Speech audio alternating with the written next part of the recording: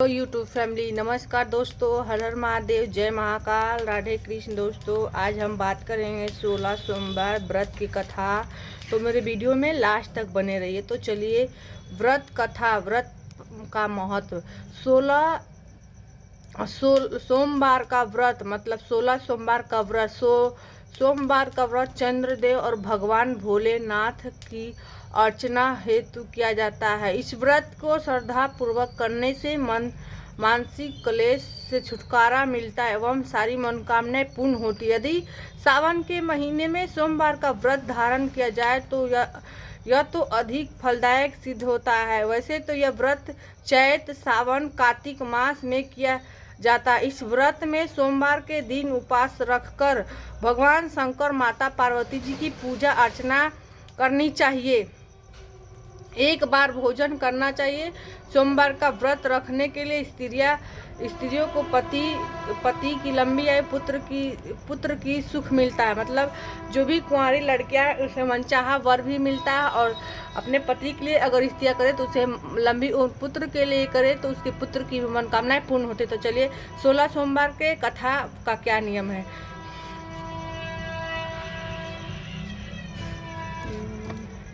मृत्यु लोक में भ्रमण करने की इच्छा करके एक समय श्री भूतनाथ, भगवान भोलेनाथ, माता पार्वती के साथ मृत्यु लोक में पधारे, मतलब पृथ्वी लोक में पधारे। भ्रमण करते करते दोनों विदर्भ देश अमरावती नामक अति रमणीय नगरी में पहुंचे। अमरावती नगरी स्वर्ण से सिद्धित सभी प्रकार के सुखों से परिपूर्ण थी। उसमें वहां के महाराज द्वारा बनवाया हुआ अति रमणीय शिव जी की मंदिर थी। भगवान शंकर भगवती पार्वती के साथ उसी मंदिर में निवास करने लगे। एक समय माता पार्वती जी भगवान भोलेनाथ को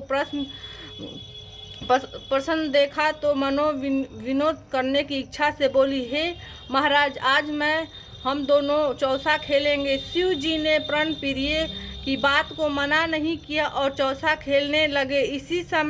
उसी समय मंदिर में पुजारी ब्राह्मण मंदिर में पहुंचे पूजा करने आए। माता पार्वती ने पुजारी जी से प्रश्न किया, पुजारी जी बताओ, इस बाजी में हम दोनों में से किसकी जीत होगी। ब्राह्मण बिना विचार जल्दी से बोल उठा कि महादेव जी की जीत होगी। थोड़ी देरी में बाजी समाप्त हो गई और पार्वती जी की जीत हो गई।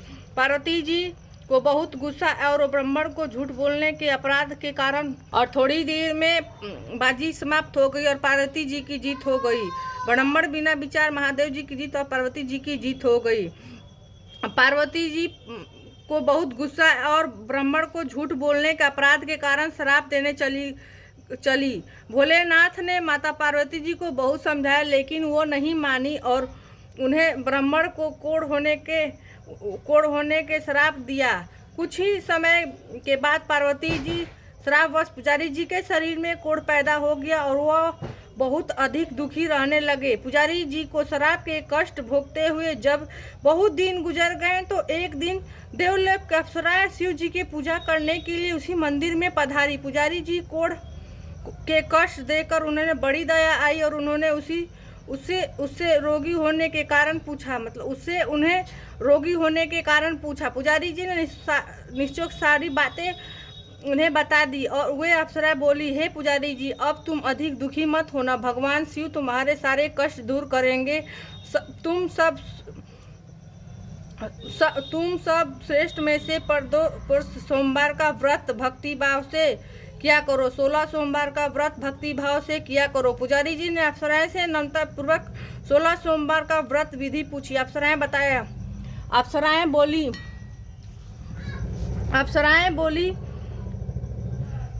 16 सोमवार के भक्ति भाव से व्रत करो। साफ वस्त्र पहनो।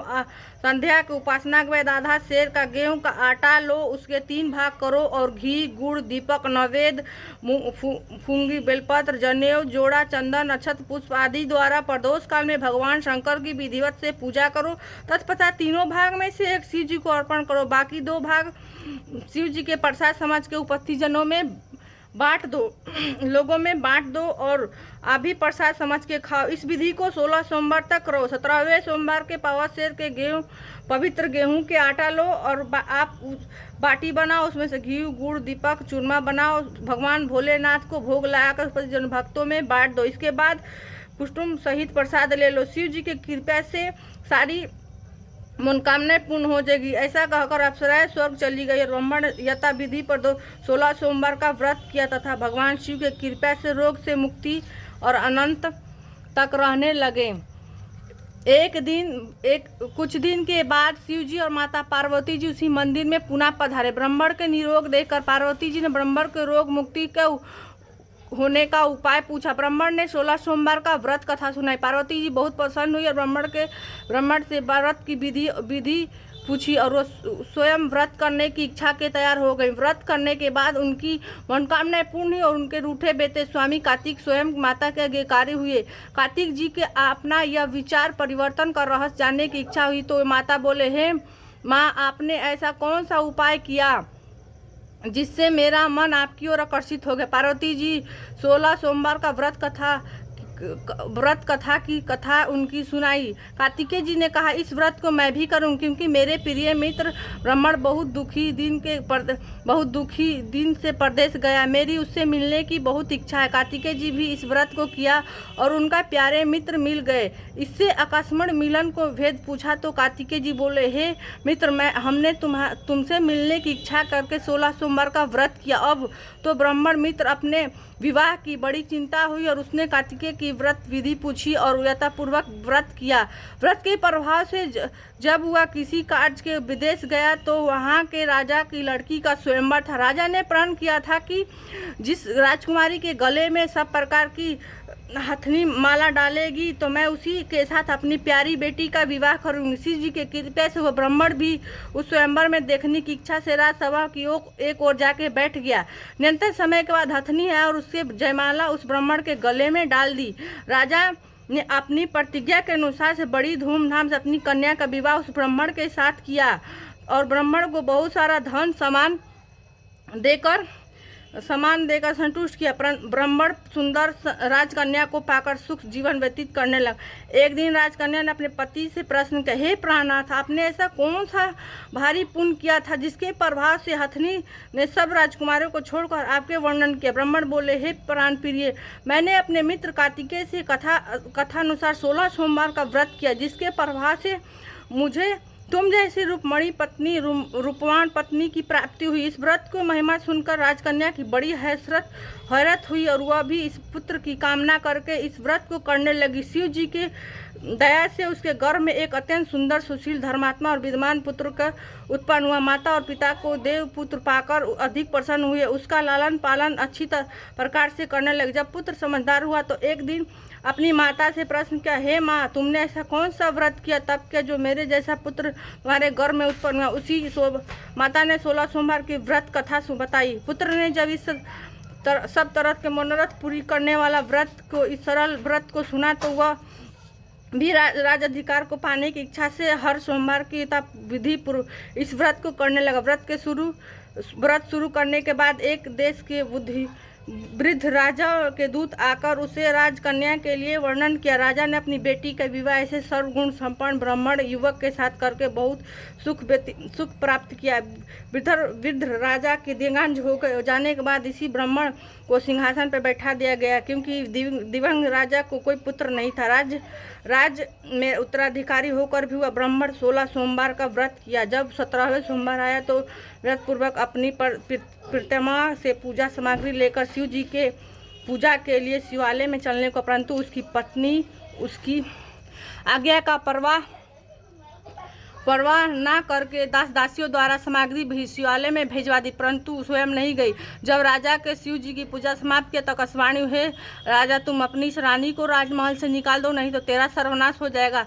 आकाशवाणी सुनने के बाद राजा आश्चर्य में ठिकाना ना रहा। उसने मंत्रगृह में आकर अपने राजसभाओं को बुलाया और मंत्रियों से, मुझे आज शिव जी की आकाशवाणी हुई कि राजा, तुम अपनी इस रानी को राज से निकाल दो, नहीं तो तेरा सर्वनाश हो। राजा ने मंत्री और राजसभा की आदि आदि सब विषय में दुख में डूब गए, क्योंकि जिस कन्या के कारण राज मिला और राजा उसी को निकालने की बात कह रहा है, ये कैसे हो सकता है। पर राजा मंत्री की परवाह नहीं की और अपने पत्नी को राजमहल से निकाल दिया। रानी दुखी हृदय को भाग के कोसती हुई राज से बाहर चली गई।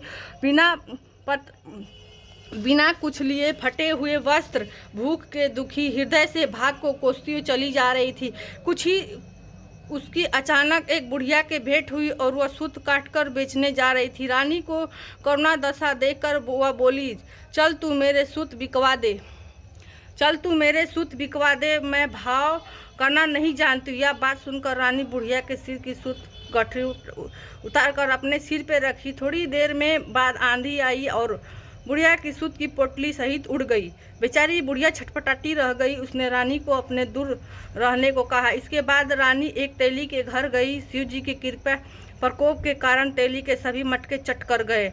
तेली ने भी रानी को अपने घर से निकाल दिया। रानी बहुत दुखी हृदय एक नदी के किनारे गई। वह नदी के सारा जल सूख गया।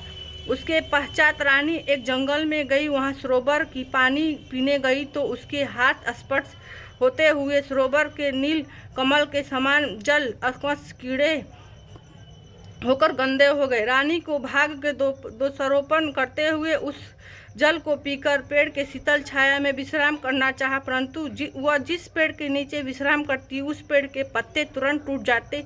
वन सरोवर जल की ऐसी दशा देखकर गौ चराने वाले ग्वाला ने गुसाई जी से जो उस जंगल के स्थिति मंदिर में पुजारी थे वह बात बताई। गुसाई जी ने आदेश अनुसार ग्वाले रानी को पकड़कर गुसाई जी के पास ले गए। रानी को मुख कटिमा शरीर शोभित देखकर गुसाई जी जान गए कि यह अवश्य कोई किस्मत की विधि गति मारी कुलनी स्त्री है। पुजारी जी ने रानी से कहा, पुत्री, मैं तुम्हें अपनी पुत्री के समान रखूंगी। तुम मेरे आश्रम में आकर रहो, मैं तुम्हें किसी प्रकार के दुख नहीं दूंगी। गुसाई जी के वचन सुनकर रानी का धीरज हुआ और वो आश्रम में रहने लगी। रानी को जो भोजन बनाते उसमें कीड़े पड़ जाते, जल भर के राती उसमें भी कीड़े पड़। रानी यह दशा देखकर गुसाई जी भी बड़े दुखी हुए और रानी से बोला, हे पुत्री, तुम्हारे ऊपर कौन सा देवता का प्रकोप है जिससे तुम्हारी ऐसी हालत हुई है। पुजारी जी की बात सुनकर रानी शिव जी की महाराज की पूजा का बहिष्कार करने की बात बताई और पुजारी जी ने शिव महाराज के अनेक प्रकार के संतुष्ट करने वाले रानी से बोले, हे पुत्री, तुम सब मनोरथ को पूरी करने वाला 16 सोमवार व्रत करो। इसके प्रभाव से इसके कट से मुक्ति हो सकता है। गुसाई जी की बात मानकर रानी 16 सोमवार का व्रत किया। 17वें सोमवार में विधि विधान सहित पूजा किया। उसके पूजा के प्रभाव से राजा के हृदय में विचार आया कि रानी के गए बहुत दिन समय बीत गया, ना जाने वो कहाँ भटक रहे हो, उसे ढूंढना चाहिए। यह सोचकर रानी की तलाश में चारों दिशाओं में दूत भेज दिए। रानी के तलाश करते हुए गुसाई जी के आश्रम में पहुँचे तो वहाँ रानी को पाकर उसने रानी को अपने साथ ले जाने को आग्रह करने लगा, परंतु गुसाई जी ने मना कर दिया। दूत चुपचाप वापस लौट आए और राजा को रानी की पता बताया। रानी के पता पाकर राजा गुसाई जी के आश्रम में गए और उसने कहा, महाराज, जो देवी आपके आश्रम में रहती है मेरी पत्नी है। शिव जी के कृपा के कारण मैंने इसका त्याग कर दिया। अब मैं भोलेनाथ की कृपा से उसे लेने आया। कृपया करके मुझे अपनी पत्नी के साथ ले जाने की आज्ञा दीजिए। यह सुनकर गुसाई जी बड़े प्रसन्न और उन्हें रानी के राजा के साथ जाने की अनुमति दे दी। राजा बड़ी प्रसन्न थे और रानी के महल में लेकर आया। सारे राज में उत्सव मनाया गया और चारों तरफ प्रशंसा के लहर दौड़ गई। सारी प्रजा अपनी रानी को आने की खुशियाँ मनाई। राजा और रानी विनम्रपूर्वक 16 सोमवार का व्रत के पालन करते हुए बहुत समय अंतरपूर्वक भूमि लोक पे निवास करते। अंत समय में दोनों मोक्ष की प्राप्ति हुई। इस प्रकार जो मनुष्य 16 सोमवार का व्रत श्रद्धापूर्वक करता है, सारी मनोकामनाएं भगवान शिव की कृपा से पूर्ण होती है और मोक्ष की प्राप्ति होती है और उसे कैलाश में स्थान मिलता है। अगर आपको मेरी वीडियो पसंद आती है तो प्लीज़ आप लोग लाइक करिए, सब्सक्राइब करिए, शेयर भी करिएगा।